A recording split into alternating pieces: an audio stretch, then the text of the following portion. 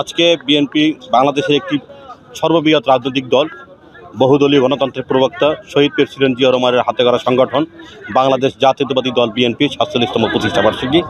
এই প্রতিষ্ঠাবার্ষিকীতে আমি আমার নেতাকে শ্রদ্ধাভরে স্মরণ করি এবং আমি সহ বাংলাদেশের ১৮ কোটি মানুষ আজকের এই প্রতিষ্ঠাবার্ষিকীতে তাদের একমাত্রই চাওয়া যে এই বাংলাদেশে শহীদ প্রেসিডেন্ট জিয়া রহমান যেমন বহুদলীয় গণতন্ত্র প্রবক্তা, তেমনি এই দেশে যেন আবার গণতন্ত্র ফিরে আসে। তার একটি মাধ্যমে হলো সুষ্ঠু নির্বাচন। বিগত ১৭টি বছর বাংলাদেশের মানুষ তাদের ভোটাধিকার প্রয়োগ করতে পারেনি।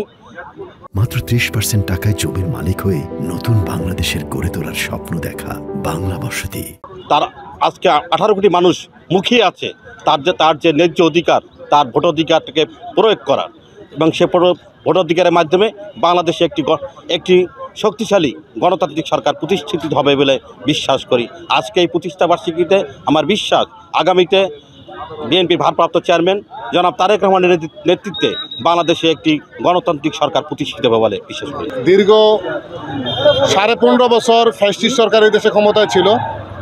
তখন আমরা এই বিএনপির প্রতিষ্ঠা বার্ষিকীটা করা আমাদের জন্য অত্যন্ত কষ্টদায়ক ছিল। আমরা আসতাম, অনেক কষ্ট এলাকা থেকে বের হতাম, তারপর আমরা এই প্রতিষ্ঠা বার্ষিকীতে আসতাম। আসার পরও আমাদের কোনো জায়গায় স্পেস দেওয়া হতো না। আমাদেরকে এই চন্দ্রীর মধ্যে জিয়া উদ্যানের একদম লাস্ট প্রান্তে সেই ওই কর্নারে জায়গা দিত, অনেক সময় আমাদেরকে থাকতেও দিত না। কিন্তু আজকে এই প্রথম যে আমরা মন খোলাভাবে হৃদয়ের স্পন্দন নিয়ে সবার সামনে আজকে সবাইকে নিয়ে আজকে বিএনপি প্রতিষ্ঠা বার্ষিকী পালন করতেছি। এর চেয়ে আনন্দের আর কোনো অন্য কিছু হতে পারে না।